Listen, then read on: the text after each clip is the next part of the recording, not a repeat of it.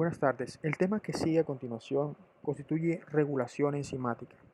Este es uno de los temas más importantes porque nos permitirá entender a aquellos estudiantes que siguen en la senda de bioquímica 2, la bioquímica metabólica, digamos, cómo muchos mecanismos a nivel metabólico se dan, ¿bien? Cómo, digamos, son regulados y cómo muchos de ellos pues están relacionados, por ejemplo, con la acción en los tejidos y digamos cómo las enzimas tienen un control fino, por así decirlo, entre comillas, a lo largo de todo el organismo.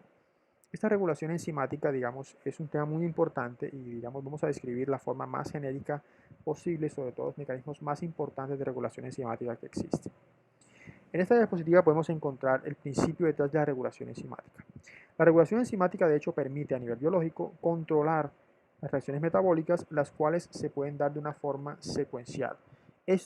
Esta secuencia se conoce como biorregulación y es un mecanismo de control fino que existe en los organismos para controlar la acción enzimática. Si las enzimas actúan de forma desordenada en el organismo, particularmente, por ejemplo, en el caso de nosotros, seres humanos, tendremos, digamos, muchísimas patologías de mucho interés. De hecho, muchas patologías a nivel bioquímico tienen que ver con desregulaciones en la regulación enzimática. Ahora, ¿cuáles son esos mecanismos de regulación? Como proteínas, las enzimas se regulan primeramente por un mecanismo llamado control molecular. En ese control molecular se modifica la expresión de formas activas e inactivas de las enzimas. Para enzimas que ya son sintetizadas o que ya fueron, digamos, sintetizadas y que ya pasaron el control molecular, surge un mecanismo que se conoce como mecanismo de regulación para sintetizadas. Y hay varios tipos de este tipo de mecanismo, que son los más encontrados o los más abundantes para las enzimas que ya se encuentran, digamos, sintetizadas en el organismo, que ya fueron traducidas y llevadas a enzimas activas.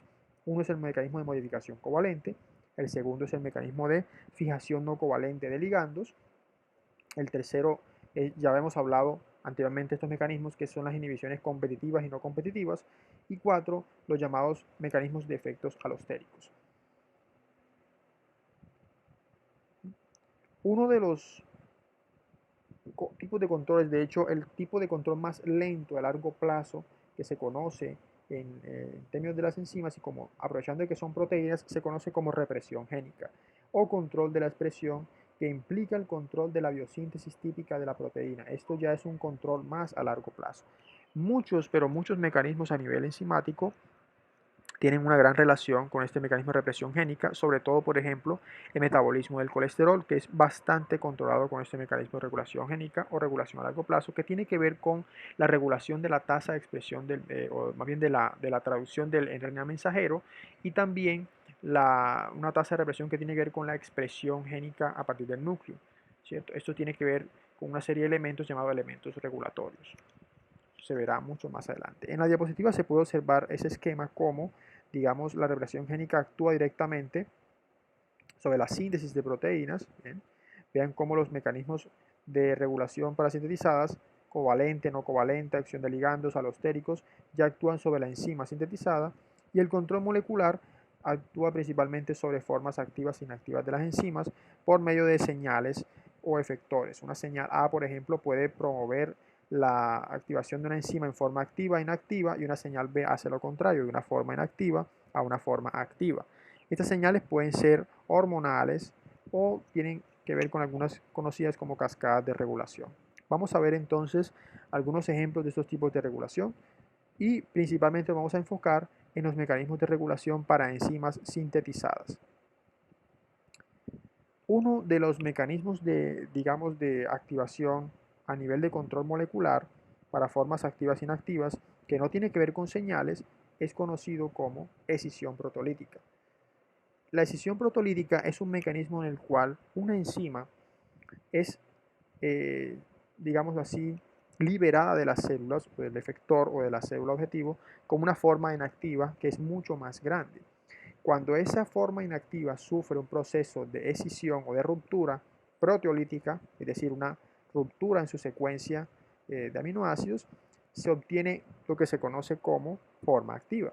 La forma inactiva, ¿cierto? Que es una proteína mucho más grande, se conoce como simógeno, que es un precursor inactivo de una enzima, la cual mediante la ruptura por escisión de esa parte, ese fragmento de su cadena polipeptídica, se convierte en una forma activa.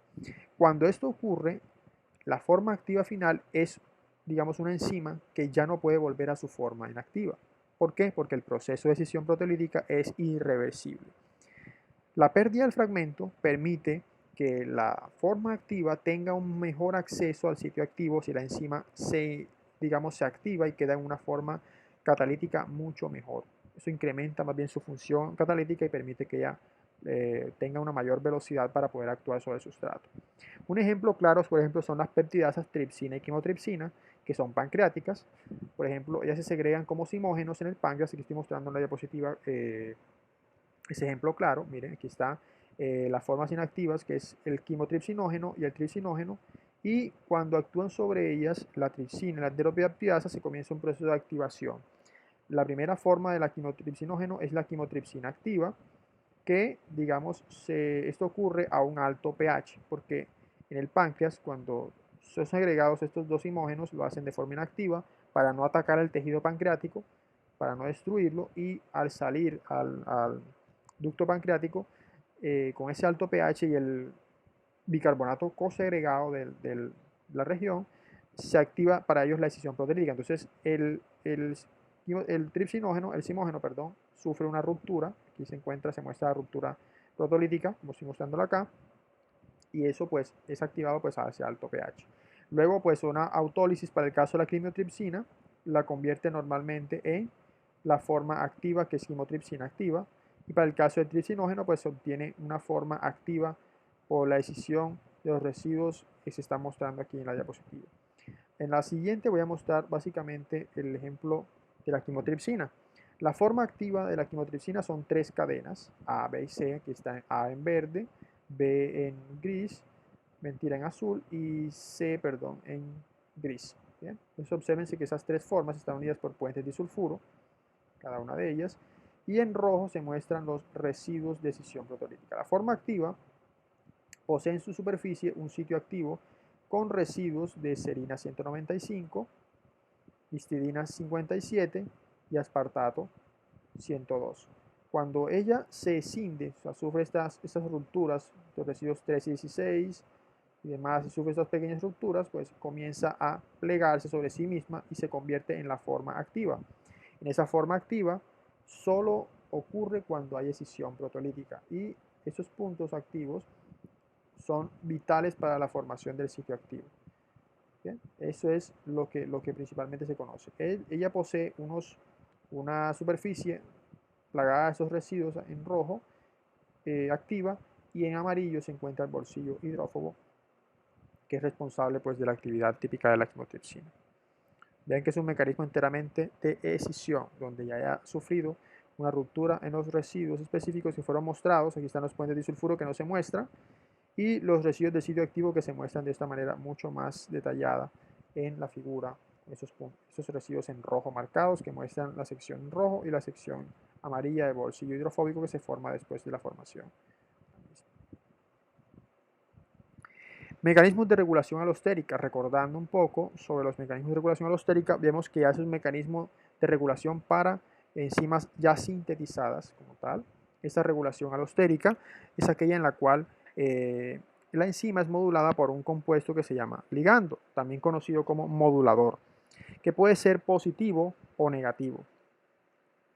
Ese modulador o ese ligando, digamos que se enlaza a una enzima en un sitio diferente al sitio activo enzimático, y la puede volver o más afín al sustrato o menos afín al sustrato. Si el modulador, al unirse al sitio activo, al sitio alostérico, perdón, de la enzima, transforma esta en una forma más afín al sustrato, o sea, permite que aumenta la afinidad al sustrato, se dice entonces que este modulador es positivo. Ese ligando es un modulador positivo.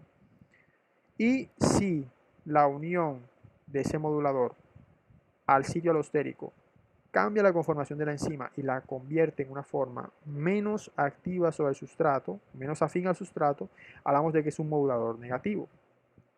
Entonces podemos observar que la inhibición no competitiva es en realidad de un inhibidor que es un modulador negativo de la reacción, porque evita que el sustrato se una al sitio activo, evitando que se una.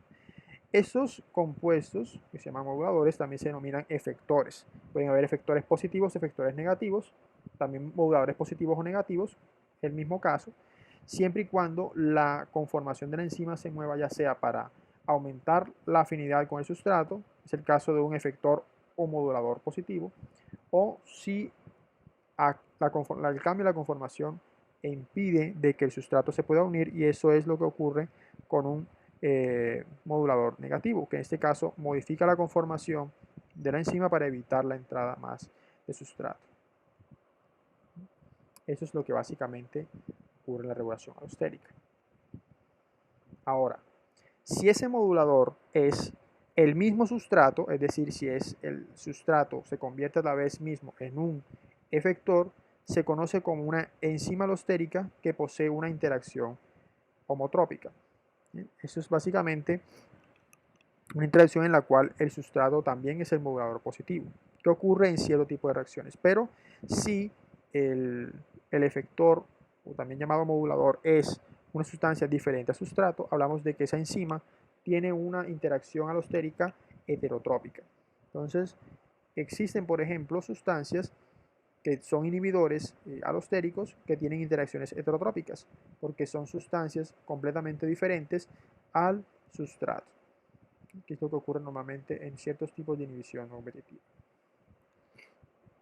Un caso particular de modulación negativa, de este tipo de modulación alostérica, se conoce como regulación por retroalimentación. En esta regulación por retroalimentación tenemos por lo general una ruta enzimática basada en una serie de intermediarios desde A a D, que son A es el producto inicial, D es el producto final. Tenemos una serie de intermediarios B y C obtenidos de las enzimas 1, 2 y 3.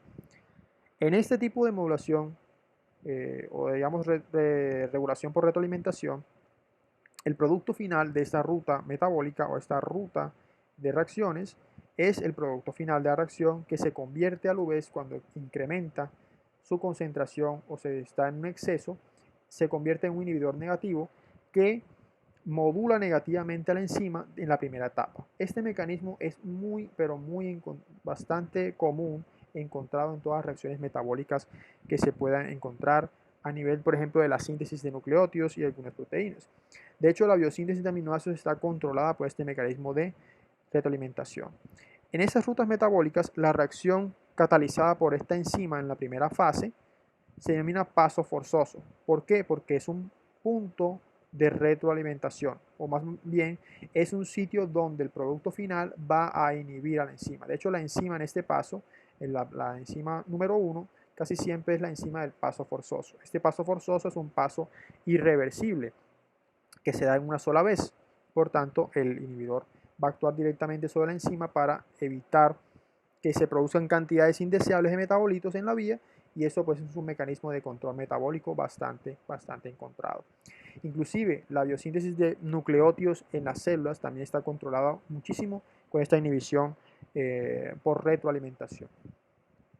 En algunos casos, por ejemplo, algunas rutas metabólicas sufren bifurcaciones. En esos puntos, un metabolito intermediario sirve para ser llevado por varias enzimas, una enzima 3, una enzima 4, a otra ruta de reacción para obtener nuevos productos. Estas rutas, por ejemplo, también ocurren en el metabolismo de nucleótidos purínicos. Aquellos nucleótidos con dos núcleos fusionados purínicos sufren alteración para producir ATP y nucleótidos de geranitrifosfato o GTP. Esto a partir de un solo común que se conoce como INP o inosín monofosfato. Ese punto de ramificación es un alto punto de control en la vía. Entonces, cuando poseen varias ramas, a veces, por ejemplo, una rama 1, el producto final es un inhibidor por retroalimentación del paso inicial de bifurcación, y otra reacción en la rama 2, otro producto final, es un inhibidor de la rama 2. Si el punto de ramificación acumula más intermediarios anteriores, entonces ese mismo inhibidor por retroalimentación, sería entonces el encontrado en ese punto de ramificación. Me explico. Si estos compuestos de la rama 1 son inhibidores del paso forzoso inicial de bifurcación, asimismo, El punto de ramificación, el intermediario que permite la ramificación específica, a su vez es un controlador de la reacción inicial de la vía. Entonces vean que ese punto de ramificación también, o ese reactivo en el paso de ramificación, también se convierte en un inhibidor por retroalimentación. De ahí su nombre, retroalimentación secuencial, porque los productos finales de la vía atacan o inhiben la retroalimentación para evitar que se produzcan más de ellos, y a su vez el punto de ramificación de la vía en secuencia también es un inhibidor del punto inicial del mismo. Y bien, para el caso de los, digamos, moduladores alostéricos, existen dos tipos de modelos que explican cómo, por así decirlo, este efector positivo o negativo se une a la enzima. Está el llamado modelo simétrico concertado y el modelo secuencial. El modelo simétrico concertado también se conoce como modelo de Monod, Feynman y Jean-Jacques, o MWC, y el modelo secuencial, también llamado el modelo de Koshland. El modelo simétrico concertado fue propuesto por Jacques Monod, Jeffries Feynman y Jean-Pierre Jean-Jacques. Las subunidades de la enzima, en este caso la enzima que se muestra aquí está en forma de una representación de cuadrados, se encuentran en uno de dos estados, un estado tenso y un estado relajado. T tenso, R relajado. En el estado tenso, las subunidades de la enzima están en un estado completamente inactivo, es decir, completamente sin afinidad por el sustrato. Mientras que las formas R relajadas son aquellas en las cuales la conformación de la enzima está en una forma más activa y afín por el sustrato. A medida que se introduce sustrato, la simetría o la forma de la proteína es mantenida, pero el sustrato va cambiando cada subunidad de manera concertada, y así van cambiándose a la forma R, que es la forma relajada, para poder seguir aceptando con mayor afinidad a más sustrato que va entrando. En el esquema, como pueden observar, a medida que adicionamos sustrato, la simetría no se va perdiendo, pero llega un momento en que más sustrato comienza a cambiar lentamente la forma hacia una forma más relajada de la enzima, de subunidades de la enzima, y por ende ya pasa a obtener producto más fácilmente y luego comienza a recuperar su forma normal. Este modelo es bastante, digamos, particular, porque ese modelo lleva implícito la llamada interacción llave-cerradura, que habíamos hablado anteriormente, los modelos de interacción enzimática, porque depende de la estructura cuaternaria de la enzima, que es una enzima que tiene varias subunidades, una enzima oligomérica. Recuerden, cuando hablamos de subunidades estamos hablando de una estructura cuaternaria. Así la simetría o la forma de la proteína no se mueve, pero a pesar de ser simétrica, concertadamente cada subunidad tensa al recibir sustrato pasa a la forma relajada y va induciendo el modelo. Va induciendo actividad. Este modelo tenso y relajado, muchas enzimas funcionan con ese sentido. Tienen una forma tensa, una subunidad tensa y pasan a una forma relajada luego de que van admitiendo o incrementando la unión de sustrato, pero su simetría no cambia, no se altera su forma. En el modelo secuencial, llamado modelo de Daniel-Koshland, la simetría ya se cambia, la forma de la proteína cambia.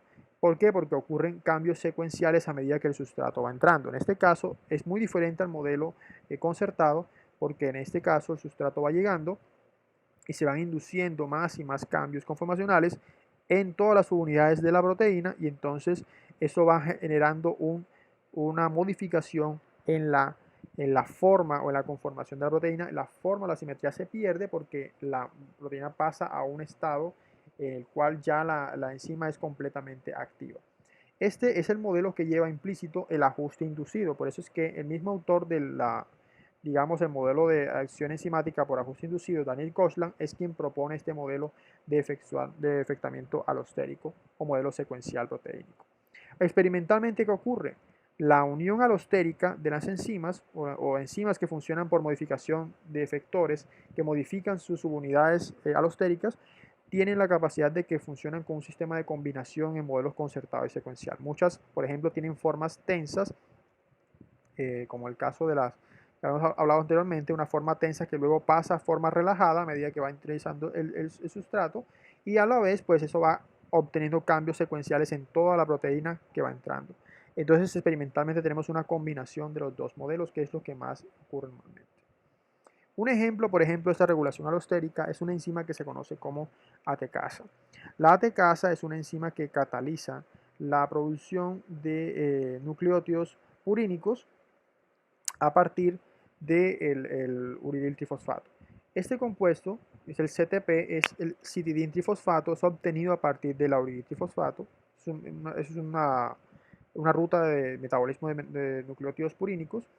Ese CTP se une a los sitios regulatorios de la ATCasa por una inhibición alostérica, cambia su conformación a una forma inactiva y entonces es un inhibidor alostérico de la ATCasa.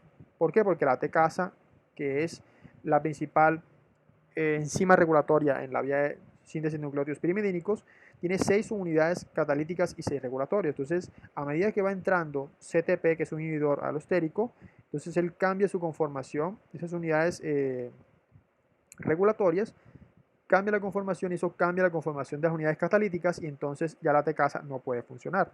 En esta gráfica, por ejemplo, observamos que esta curva de roja nos muestra que la velocidad de la reacción es mucho menor, ¿cierto?, a la velocidad que ocurre sin que exista ninguna adición de un afectador alostérico. Pero si adicionamos ATP, miren que la velocidad se incrementa. Aquí está la gráfica mucho más con una mayor pendiente, es decir, una mayor velocidad, como habíamos hablado en los conceptos de cinética. Debido a eso, el ATP es un activador alostérico porque a medida que él llega a las unidades regulatorias, a las 6 unidades regulatorias, modifica la conformación de las formas catalíticas a una forma más afín al sustrato de ATCasa y por ende aumenta su actividad catalítica. Entonces, vean que siempre pueden existir activadores alostéricos o inhibidores alostéricos dependiendo de cómo modifican las unidades regulatorias de una enzima de una manera alostérica, para el caso de enzimas alostéricas. Los diferentes tipos de regulaciones que pueden existir a nivel covalente, ya hablamos de las modificaciones alostéricas o las modificaciones covalentes que ocurren en las enzimas, pueden ser de varios tipos. Está, por ejemplo, la modificación por fosforilación, en la cual la enzima sufre la unión de un grupo fosfato que por lo general viene del ATP y así queda fosfatada. Los residuos que aceptan esta modificación covalente son la tirosina, la serina, treonina y la histidina, que sufren la adición de grupos fosfato de nucleótidos de alta energía como el ATP. Vean que esto, a diferencia del anterior, que es una modificación alostérica, que es un sitio regulador alostérico de la enzima, aquí es una unión por residuos aminoácidos que permiten que la enzima quede con una modificación covalente en sí misma y así cambie su actividad.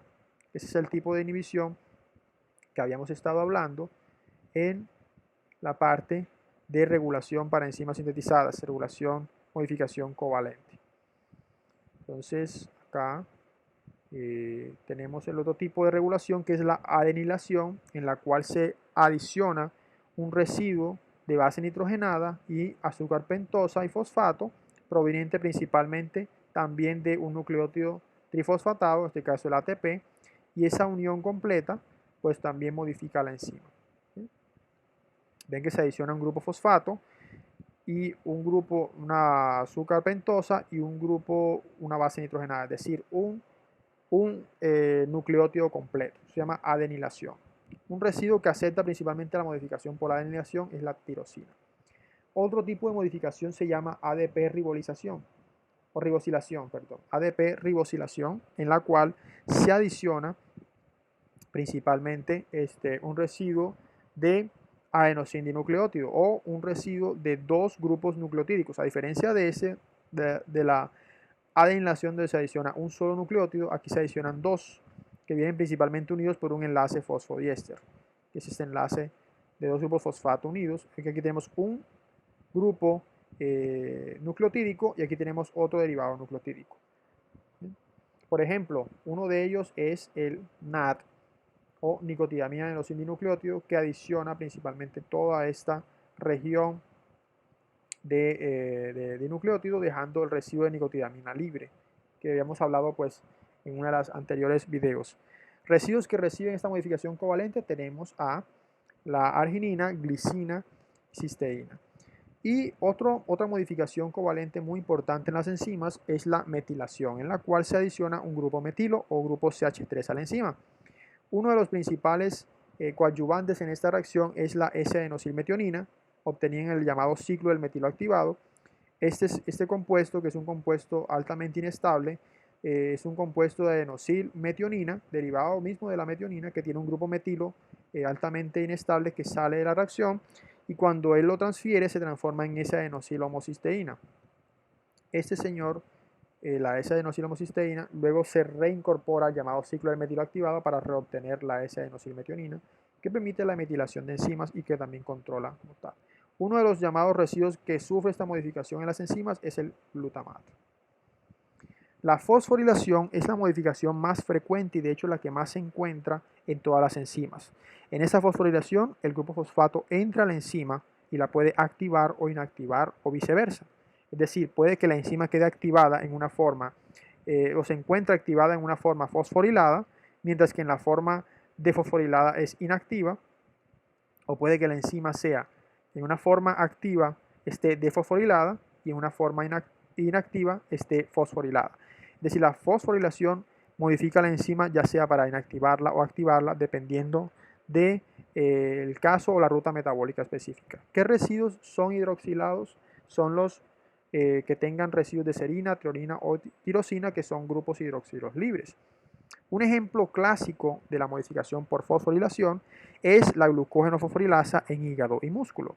Esta fosforilación de la glucógeno fosforilasa en hígado y músculo es lo que permite la degradación de glucógeno, ya sea en el hígado para obtener glucosa y para mantener la glicemia durante periodos entre comidas, o en el músculo que permite pues la fosforilación para proporcionar de glucosa al músculo para contracción y alta energía, para contracción durante los episodios de ejercicio intenso. Aquí se puede observar, por ejemplo, a la glucógeno fosforilasa, que tiene una forma A y una forma B. La forma A es la forma activa y la forma B es la menos activa. La forma B es aquella que posee dos subunidades con dos subunidades y dos cadenas laterales de serina completamente hidroxidadas libres. Entonces, cuando la serina se encuentra sin fosforilar y las dos unidades están sin fosforilar, se llama fosforilasa B, que es la menos activa. Entonces, la enzima que se encarga de unir a la fosfatos a la fosforilasa es la enzima quinasa, que adiciona dos moléculas de ATP, cada una con un fosfato adicionado a cada uno de los residuos de serina. Y cuando los dos residuos de serina son fosforilados, la enzima fosforilasa cambia su conformación, miren que ha cambiado su forma, a una fosforilasa A más activa.